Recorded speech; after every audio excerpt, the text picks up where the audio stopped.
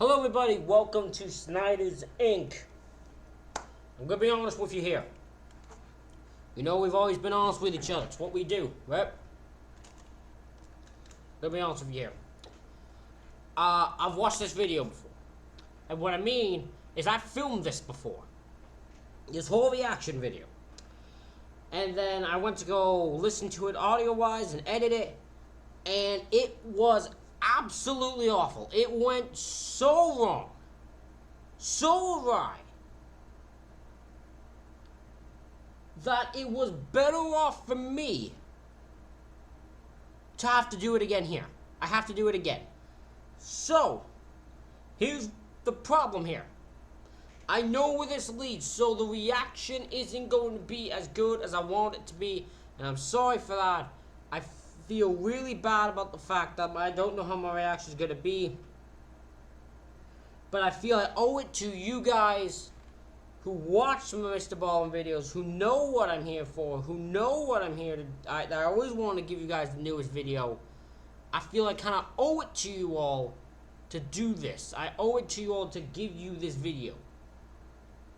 So we'll give you this video. This video is what he filmed in his secret room destroyed an entire city. And we're going to get right into it. I'm not going to talk as much as I did the first time I filmed this, because I can't repeat my thoughts. They just don't work. Ladies and gentlemen, hit the like button, hit subscribe button, comment what you think down below. If you'd like to help the channel out with a donation, you can leave a super thanks or a link to our PayPal in the description. Let's go. Today's story comes out of China, and it is a brutal story. There's just no way to tell it without being sort of graphic. So with that in mind, this is definitely a mature audiences only type of story. That said, it is a fascinating story, and the ending is something that very few of you are going to see coming.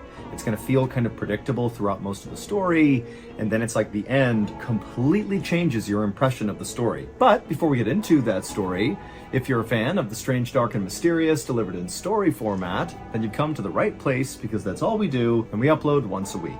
So if that's of interest to you, please offer to power wash the like button's house, but be sure you Swear to God, I feel like something's crawling on me. What the fuck? That was weird. set the machine all the way up so you blow off their shingles and blast all their paint off, and then you just leave. Just leave it as is. Also, please subscribe to our No one's gonna address that MrBallen is just a gigantic bully. I'm sorry, he is just a gigantic ass bully. He's mean as hell to that poor like button. I need that like button revenge story. Someone's gotta do an animation where the like button comes for revenge on MrBallen. Cause I think that like button deserves revenge. Saturday afternoon in November of 1990, a 26-year-old kindergarten teacher named Su Lixia sat crying on a bench at a train station in the city of Naha, which is located in northeastern China. Su had just left her husband for good. They'd had a bad marriage for a long time. It was very contentious. They fought all the time. And that morning, they had gotten into this major fight. And for Sue, it was kind of like the final straw. And so she just stormed into the bedroom, grabbed some things, threw it in a bag, and just stormed out. She was done. But Sue really didn't have a plan for what she was going to do once she left the house. Most women don't. That's not to sound like a dick thing. That most women or men don't. We don't know what the hell we do when we leave a marriage or relationship and we just walk out. No, none of us know what the fuck we're doing. We all just gotta end up like deers in the fucking headlights. And so she found herself just sitting at this train station doing nothing, just staring at the trains rolling in and out over and over again. And as she sat there, again, not knowing what she's going to do, she suddenly took stock of the fact that very few people were getting on and off of these trains. And in fact, the train station itself was weirdly vacant. So the city of Naha, where Sue was actually fairly small by China's standards, even though there was 70,000 people that lived there. The city sat at the base of this towering mountain, and then all around the city in the outskirts was basically just farmland with lots of soy and corn crops. And then as you move closer to the city center, there were lots of things you would expect to see in a city, like tall buildings and, residential and commercial areas. But overall, Naha was just kind of boring. It's like the city was a city, even if it was small, but there was just not much going on. And in fact, if you lived in China, but not in Naha, there was a very good chance you didn't know Naha even existed, like it was kind of irrelevant. However, in the last few months leading up to this moment that Sue is sitting at this train station, the city of Naha had suddenly been put on the map, and everybody knew about this city. because women from Naha were going missing in droves. In fact, Sue herself knew of at least a dozen women who had gone missing over the past few months from Naha. And as these women started going missing, it was making the news all over the country, and women who lived... Oh, I misunderstood that the first time. Okay. Because the first time I understood as she knew a dozen women. The first time I filmed this, I was going on about how did she know a dozen women that were going missing. Like, personally.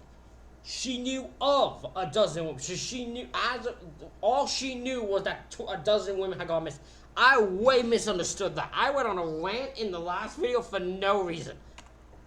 Lived in Naha were acutely aware of the risks of being out alone, in fear that somebody was going to come snatch them up and take them away. In fact, every time Sue would go to work, she would make sure she would walk with other women, like in pairs, to ensure safety. I mean, this was a really scary time if you were a woman living in Naha. However, the caveat to the missing women was all of them, to this point, when Sue was sitting at the train station, had been sex workers. And Sue, she thought, in virtue of not being a sex worker and instead being a kindergarten teacher, that somehow she was not actually that vulnerable to being snatched up or, whatever was happening to these women, she just felt like it wouldn't happen to her. But now, as Sue sat at this train station, which again was eerily quiet and vacant, she couldn't help but feel like she had made a bad decision being here. She felt like she...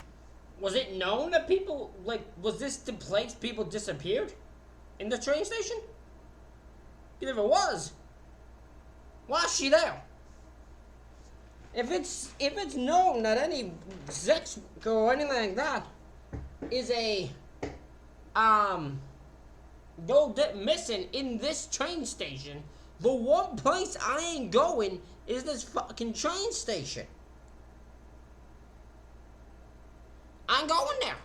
I ain't going to the train station if I'm a woman. Because also, I don't think they're doing background checks to make sure you're a sex worker. I think it just happens to be coincidence. She could easily become the next woman who went missing from Naha. And so Sue began to think, maybe I should just go back home and try to patch things up with my husband, mostly for her safety, just to go back inside her home and be safe again.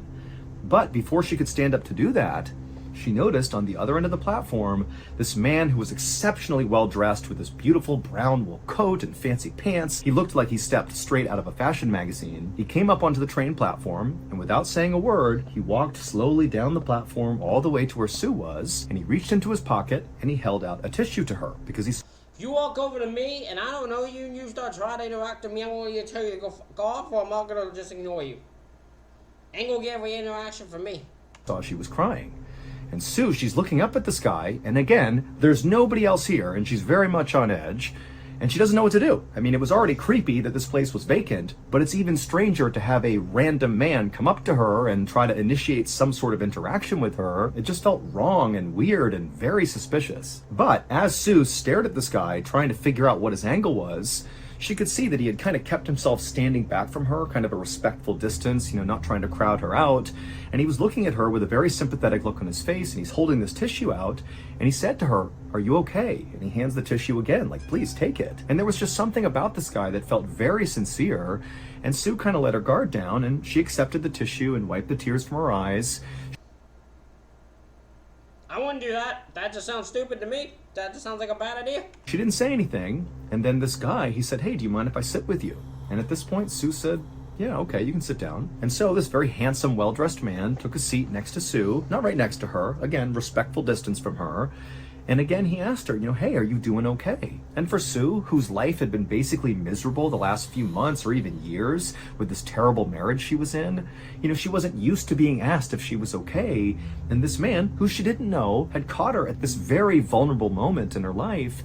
And it was like all her emotions just came pouring out. And she began sobbing hysterically, telling this guy that no, she was not okay. Her life was in ruins. She had just abandoned her family and she had no idea what she was going to do. And finally, when Sue stopped telling this guy all about her problems, she felt very embarrassed and kind of looked up at him like she was sorry for even saying as much. But the man, who was very intently listening, he was just nodding along, very sympathetic, and he told Sue that his name was Gia Wang, and that he was a director at a factory not far from here, and if she was open to it, he'd be happy to think about hiring her at the factory, give her a new start potentially, because it seemed like that's what she really needed. And then he asked her if she wanted to come back to his house to discuss this job opportunity further. Now with this, even though Sue had really appreciated everything this guy had done to this point, the second he asked her to come back to his house, she's like, red flags are going up. She knew. Yeah, no fucking shit red flags are going up. This guy is a walk-in red flag. He walks up to a random woman at a train station who is by herself in a verge of tears, and he just suddenly wants to become her therapist, and suddenly he's like, yeah, I'll offer you a free job. Just come back to my house, you can get it. Everything about this screams red flag. Everything. There's something off here. Clearly this guy does have an angle, and it's not to benefit me. And so she looked at him with an absolutely suspicious look, like, no way am I going to your house. I don't know you. Like, I appreciate the tissue and you letting me cry, but there's no way. But again, as she's staring at him with the suspicious look, the look on Gia's face remained very sympathetic and very gentle, and it almost seemed like he was just going to get up and go, like, hey, I'm sorry for offending you. But before he did get up to leave, Sue said, hold on. Actually, yes, I'll come with you. Sue's stupid. I'm sorry, I can't have Sue's stupid. She's vulnerable, but she's stupid. She picked up on red flags and still went with them. This is why people end up in dumb situations. This is why women sometimes end up in dumb situations. If your gut, your brain, everything tells you there's a red flag and there's a problem here, if you fucking ignore it, sometimes you're fucking stupid. Sometimes some people have to just admit you're fucking stupid. She didn't know why she agreed to go with him. Maybe it was because her life was so messed up at this point that she was just kind of ready to take chances and be sort of reckless. And this was definitely that. Big chance, very reckless. But again, she just felt like, there's something sincere about this guy, and she felt like she could trust him. And so Sue and Gia stood up, and together they walked down the train platform, not saying much. They went downstairs, they went out to the street, and they walked a couple of blocks to where Gia's street was. And as soon as they turned the corner and he showed Sue which house was his, Sue looked up, and whatever hesitation she had had still to that point about following this stranger to his house were gone, because she saw his house was beautiful. It wasn't that it was so grand or anything, it totally fit with the neighborhood, but it was very well maintained and totally felt on brand for a guy who was so well dressed and so well manicured and frankly so handsome. So Gia led the way to the front door of his house. He unlocked the door, he opened it up, and then he gently gestured for Sue to come on inside. And so she did. She walked past him, Gia followed her in, and the two of them took off their shoes and made their way into the kitchen, where Gia brewed some tea for them, and then they both sat down and began to sip their tea and talk about this job opportunity. And so for a few minutes, Gia is telling Sue all about the role and what she might be doing. And Sue is kind of asking general questions about it. But, for the most part, she just kind of enjoyed being in the presence of somebody who seemed to care about her. But after she finished her entire glass of tea, suddenly Gia, who had been talking this whole time about the factory, just stopped. It was like he was waiting for her to drink that entire drink. And as soon as she was done with her cup, Gia, again, he went quiet and just stared at Sue with this kind of sinister look on his face, like he was very pleased with what was going on. And at that point, Sue looked down at her teacup and then back at Gia, and suddenly she began to feel very drowsy. It was like her vision was beginning to go, and she realized Gia clearly had poisoned her. There was something inside of her tea. And so before she could do anything, everything went black. A couple of weeks later, just a few blocks away from where Sue met Gia at the train station, a police officer named Zhang was standing behind his desk at the police station when a very concerned-looking elderly couple came inside. Now, this couple was here to speak with Zhang about a missing person, but the missing person was not Sue. She had been missing for 2 weeks now, nobody had seen her, but no one had reported her missing. Her husband had just assumed that Sue had left him, and that's why he hadn't seen her, and so he had naturally not reported that. And again, nobody else knew she was missing, so keep that in mind. Officer Zhang has no idea about Sue and Gia, none of it. But when this elderly couple came in to make a missing person report, Officer Zhang was not the least bit surprised. It was now December of 1990, and over the past 6 months, 20 women out of Naha had suddenly gone missing. Remember, Sue is not one of those 20. The 20 are mostly sex workers who went missing at that same train station where Sue... Wait, so this was the place, that train station was the place everyone was going missing, and the first place that Sue went by herself, was the train station everyone was disappearing in. Sue sounded more stupider as it goes along. I sound like a dick. But the more I hear this a second time, Sue sounds way more stupid. Sue met Gia, and so Officer Zhang was used to making all these missing person reports, but candidly, the police actually felt like, because these were sex workers that were going missing, they weren't sure if they were actually being abducted or if they were simply getting on a train and kind of leaving town to go work somewhere else. And so really there wasn't a whole lot of investigation happening to figure out why so many of these women were going missing. But again, Officer Zhang, he's not surprised that they're telling him they want to file a missing person report. But when Zhang took this elderly couple to an interview room to talk to them about whoever was missing in their lives, when this couple spoke, Officer Zhang knew this was different, because the couple was not reporting another missing woman from Naha who also happened to be a sex worker. Instead, they were reporting that a man was missing, a businessman. However, the details of his disappearance sounded eerily similar to all these sex working women who had also gone missing. This guy was last seen at that same train station where Sue had met Gia, and then nobody had seen him, and so that's why they were here. And so Officer Zhang, he wrote up their report, and then he told the couple that, very likely this man is okay, and he'll show up at some point under his own steam, but he told them the police would look into it, and they'd be in touch. However, as this couple got up and turned around and left, Officer Zhang couldn't help but feel like this missing man and all these missing women went missing from the same place, and it's the same city and it's the same pattern over and over again, but now we have a man. And even though Zhang wanted to write it off as an anomaly, he started to wonder if this missing man was connected to all these missing women. Because by January of 1991, so 2 months after Sue had gone missing without a trace and still had not been reported by anybody, and 6 weeks after that elderly couple reported that man missing, another 5 people from Naha had gone missing, 2 more women and 3 more men. And so now the police in Naha were looking at 26 people, men and women, that had all gone missing very recently out of Naha, and nobody had a clue what happened to them. And importantly, because now there were men who were not sex workers who were going missing, the police couldn't just write this whole thing off as, oh, these sex working women are just going to another city to go do their work there. Like that was not a possibility anymore. Clearly something bad was happening, and the police knew they... I find it so annoying that... And look, people who are sex workers, I don't think that's their dream job. If it is, I have some questions that need to be answered on why. But I feel like it always ends up as a last resort. Like, mostly it's the only way to get by, or it's the last resort to do something. But it comes down to, why do people look at them so negatively to the point that, in this case, and many other times too, police just don't feel they're worthy of an investigation? Like, 20-something people have gone missing, and you're all writing off to they went to a different city? Like, all of them did it? Really? Like, I think that's what's that's what always annoys. Why are they not deserving of justice? Really needed to do a real investigation here. So finally, in early spring of that year, the police in Naha formed a task unit and legitimately began investigating all these disappearances.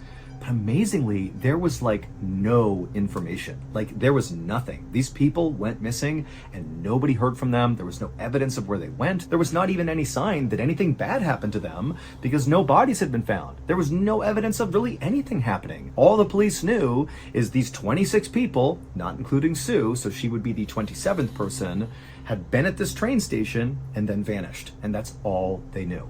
And it got... I missed this clear sign. I'm not going to reveal what happens, but I missed the clear sign MrBallen was given of the twist here. to the point where this story really began to spread around China, and it became like this running joke that if you don't want to live, go to Naha, because everybody assumed there had to be some sort of serial killer or something happening there who was just roaming the streets picking people off.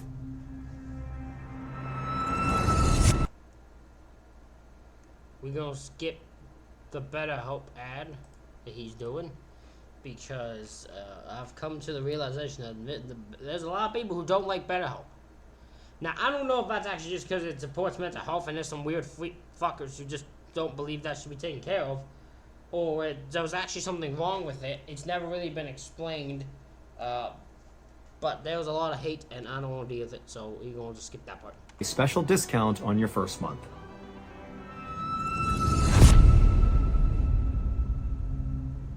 By late summer of 1991, when really this story had taken hold across the country and was becoming a bigger and bigger deal because there was absolutely no resolution here, police had no idea what was going on, well, the whole situation got a whole lot worse, because now, in addition to people suddenly vanishing at the train station in Naha, more people were also going missing in other cities nearby Naha, but all along the same train line that left out of Naha. So more train stations, more disappearances, all around the area, not just the city of Naha, but all around. And by the fall of that year, when over 30 people had gone missing all the same way from these train stations all around Naha, the police still had absolutely nothing to go on. All they had is, here are these people, here's where they were, they vanished, we got nothing else, no bodies, no evidence, nothing. But all that would change on October 22nd, 1991, roughly a year after Sue met Gia at the train station in Naha and then drank that drugged tea. On that October day in 1991, so again a year after the disappearance of Sue, police at this train station, 1,700 miles away from the city of Naha, were doing random stops of commuters on the train platform. This had nothing to do with the ongoing investigation into all these missing people.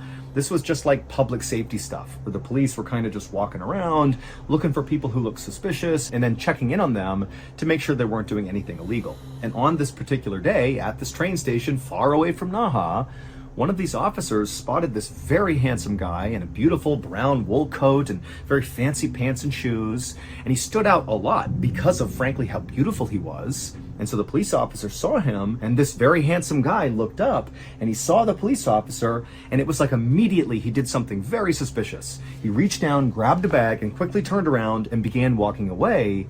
And at the same time, two other people who were right near this very handsome guy did the same thing. They grabbed bags off the ground, quickly turned around, fell in line with this handsome guy, and began quickly walking away from the police. And so the police obviously are totally suspicious. Yeah, that about gives you that. What about as big as a red flag and of we're clearly doing something illegal as you can get? You might as well have just ran over to them and told them you were doing something illegal at that point. What the hell type of thought process was that? Run across the platform, and they managed to stop all three of them, and they turn them around and they say, "Show me your bags, open them up." And the police, they would open up these bags, and they contain drugs. And so right away, these three know they are caught, but they don't say anything. They just stand there, and they're totally silent as the police are asking them, like, what are these drugs? Where are you going with these? What's going on here? They're not talking. And so finally, the police go, "Give me your IDs right now." And so all three of them cough up their IDs, and the very handsome guy with the beautiful brown wool coat and fancy clothes, well, that was Gia Wang. The same Gia Wang who had gone with Sue into his house and given her the drugged tea. But again, these police officers are only concerned about the drugs. They don't know anything about these guys. They don't know that Gia met Sue and did this thing at his house with the tea. That wasn't even reported to police. Nobody knew about it. But these police knew they had caught these three people with these bags of illegal drugs, so they brought them back to the station and began to question each of them. And when they spoke to Gia, Gia said nothing. However, when they spoke to the two other people that were with Gia, one of them began to crack. It was obvious they had more to tell about these drugs, and they were kind of holding back tears, like they were very upset. And one of the interrogators, sensing one of these people was prepared to confess to something, instead of really drilling down on them, he was very comforting, and he offered them a blanket and said, "Here, take this blanket, relax, it's okay. You can tell me what's on your mind, it's okay." And that just totally broke this person, and they said, "These drugs are nothing. You need to see what's in Gia's house. That will put these drugs to the side. They won't matter. What's in his house is horrible." The next day, a phone rang in the police. know, I can't say what's in his house. Fucking insane and horrible. Station in Naha, and Officer Zhang picked it up, and it was one of the officers who interviewed these 3 people with drugs and got this whole horrible confession about what was inside of this guy Jia's house, and he told Zhang all about it. And as Zhang is listening to this, his eyes went wide because he knew this had to be connected to all these people going missing. Like, this has to be it. And so as soon as he hung up the phone, Officer Zhang rounded up 20 other police officers and 10 forensic doctors to go search Jia's house. And when they got there, the house from the outside looked just as beautiful as when Sue had seen it for the first time and felt like her reservations about Jia had gone down because of how wonderful his house looked. But as soon as all those police officers and the forensic doctors stepped inside of Jia's house, he wasn't home, there was nobody there. When they went inside, they were instantly hit with this horrible, horrible smell inside the house. Even though things are neat and beautiful inside too, there was something bad inside this house. And the smell seemed to be coming from the basement. And so at some point, Officer Zhang and the other officers, they got to the door, they opened it up, and they looked down, and all they could see was just this dark room down there, and the smell was so strong. But they pulled their shirts up over their faces, and they went down the stairs, and when they got down there, they couldn't see anything. It's totally dark. But the smell at this point was so overpowering that a couple of the officers almost fainted. And so literally they had to leave the house fearing they were breathing in toxic chemicals or something, and they had to wear gas masks just to go back into the house and back down into the basement. And when they got back down there, now wearing their masks, it didn't seem like there was anything down there that could produce such an awful smell. Like there was just nothing down there. But eventually one of the officers moved to the middle of the basement, right in the middle, and they realized there was an opening. And they looked down into it and they couldn't believe what they saw. And at the same time, somebody upstairs made an equally horrifying discovery because they discovered a videotape, a VHS cassette, that contained this horrible footage that effectively explained what was going on inside of that pit in the basement. But to understand that, we need to go back a year to when Sue met Jia at the train station. She went back to his house and drank the drug tea and blacked out. God, what happened? There are so many things that will happen that makes what happens next so confusing and insane. And it leaves me so many questions that I want to get answered, but I never will. After Sue drank that tea, she didn't die. Jia did not kill her. Instead, she woke up a few hours later being totally confused, and she was immediately hit by this horrible smell, but it was totally pitch black. She can't see anything, and she began feeling her hands around her, and she felt stone everywhere she touched, and eventually she realized she was in what felt like the bottom of a well. But it wasn't water she was standing in. She was standing in something that almost felt like jelly, and she began kind of touching it to figure out what it was. She could not tell, but she couldn't help but feel like the things around her were kind of moving, like they were alive. And then suddenly a lid that clearly sat atop of this pit began to slide over above her. And so suddenly light was coming down into this pit.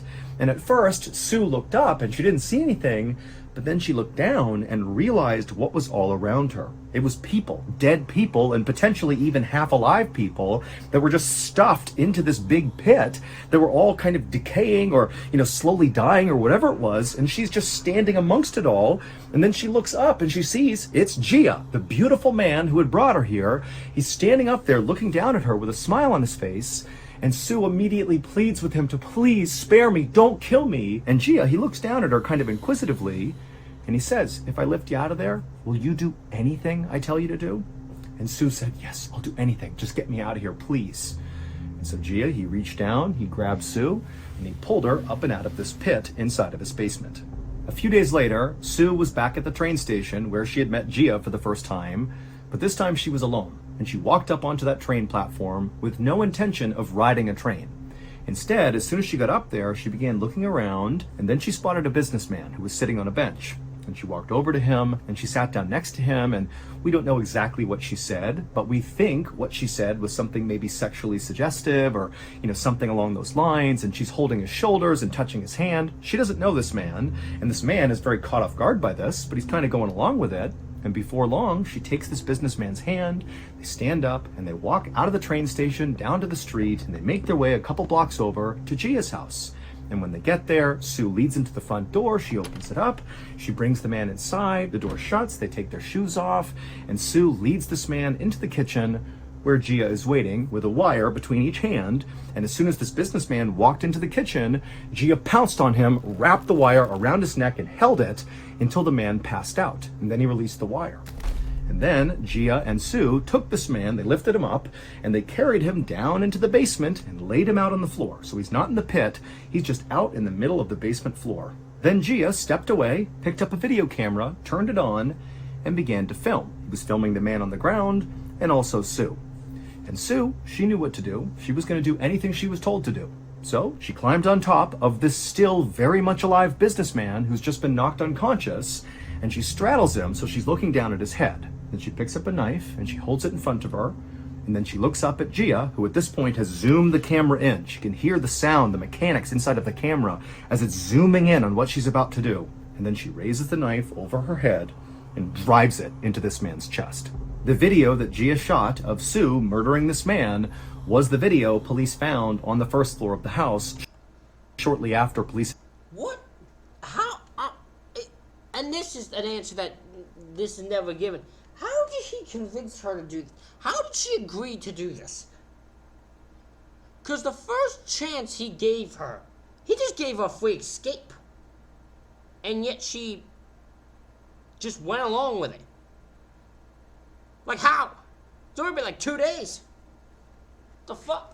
Had found this horrible pit in Gia's basement. It would turn out that Gia Wang was absolutely the serial killer who was responsible for all these people going missing from the train stations. He would abduct them just like he did Sue, and he would bring them to his house, and then he would do horrible, horrible things to them, and eventually he would chuck their bodies into this pit. And so when he abducted Sue, he actually thought that when he drugged her, that he had killed her, and he had chucked her into the pit, believing she was dead. But when Sue had woken up inside of that pit, when he opened it up and looked down and there she was, fully alive, he had an idea. Well, why don't I turn Sue into a murderer like me? She can help me. And so that was the condition for her being pulled out of this pit, that she would assist him in murdering people, and she agreed to do it. And so the reason the profile of victims changed from sex working women to random men is because those are the people that Sue went after. She began targeting men. And so when that elderly couple came in and reported to Officer Zhang that a man was missing, that was Sue's first victim, the man who had been seen on video being stabbed in the chest by Sue. Now, nobody to this day understands why Sue actually went along with this. My guess was she was broken so much mentally, and this guy showed so much interest in her, at least enough, and so much care in her enough, that he and her at such a vulnerable state was so easily taken advantage of that it was so easy for him. It was genuinely just so easy for him to take advantage of her. She was pulled up out of the pit, but then when she was told to go to the train station and find your first victim, it's unclear why she didn't just go to the police and say, hey, there's a serial killer, Gia, here's his house, here's where he is, go get him. For some reason, she just did what he said. And in fact, Sue was not the only person who was brought into this murdering scheme. He managed to convince 3 other people, including his ex-wife, to also commit murders for him. And all 3 of those people also had ample opportunity to flee and tell police, but they didn't. All of these people just did what Gia wanted without asking any questions. It was like he had absolute control over these people. That's what's insane. Gia, he has this... He either went at them at the most vulnerable, or for some, when you see a pit full of dead bodies, and you know he's responsible for all of them, oh, trust me, you ain't gonna take him lightly. That fear sets in pretty fucking quick. It is until that day in October of 1991 when those police officers doing a public safety check spotted Gia along with 2 accomplices fleeing with drugs. And they stopped them and they got them back to the station, and one of his accomplices finally broke and told the truth. And the person who told the truth, the accomplice who broke, was Sue. She was there with him at the train station. Nobody knew she was missing, and she was the one who, when offered a blanket and was told, tell us the truth, she came clean. Ultimately, it was this police officer's kindness that broke her. In Gia's basement, inside of that horrible pit, right in the middle of it, were 42 bodies, 24 women and 18 men. In the end, Gia and all 4 of his forced accomplices, including Sue, were sentenced to death, and they were executed on January 24th, 1992. Today, the city of Naha is still just as infamous as it. Well, so back in the day in the 90s, the execution that was actually fucking thing. You happen in 91, you all get executed in 92. Now you get fucking arrested in 2000, you're still fucking alive 24 years later. Fucking insane. It was in the 90s when these murders took place. And in fact, the nickname for Naha is now just Bandit City to reflect what happened there.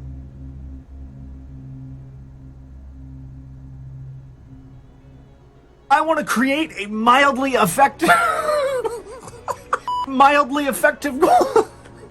I want to make a mildly effective cold medicine made exclusively out of Egyptian fire ants. Take its horn off its head and you beat it to death. Singo! You die. Turned and leapt head first out the glass window. Pow! Yes! Got up on its flippers and began chasing us down the cave. A nice hot maga musk. And we settled on a piping hot plate of eagle tonsils, your smoked chicken gallbladder eggnog, your zebra cornea souffle. Get to go surfing. Surfing. But it no! Pow!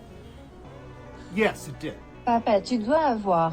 Papa, tu dois avoir. Lungy was already in there, and he looks at me and he says, Papaye, deberíamos ter ficado con Hello Fresh. Oh, Lungy, put on... Ooh, MrBallen, ooh. It's not even funny. If you're wondering why I just shared a whole slew of me just butchering my various intros and different parts of strange, dark, and mysterious videos, well, it's because you all asked for it. Last month, in our first ever MrBallen newsletter, we posed a question. We said, what do you want me to share with you the most? And overwhelmingly, what you all wanted to see was a compilation of bloopers. And you don't want to miss the next newsletter because maybe there's something else you want to see, and that newsletter might give you a chance to actually see that thing happening. And also... I didn't even know there was a newsletter, so that's interesting. But ladies and gentlemen, that is it for this reaction video. Let me know what you think in the comments. Hit the like button, hit the subscribe button. Thank you all for watching. I'll see you all for the next one.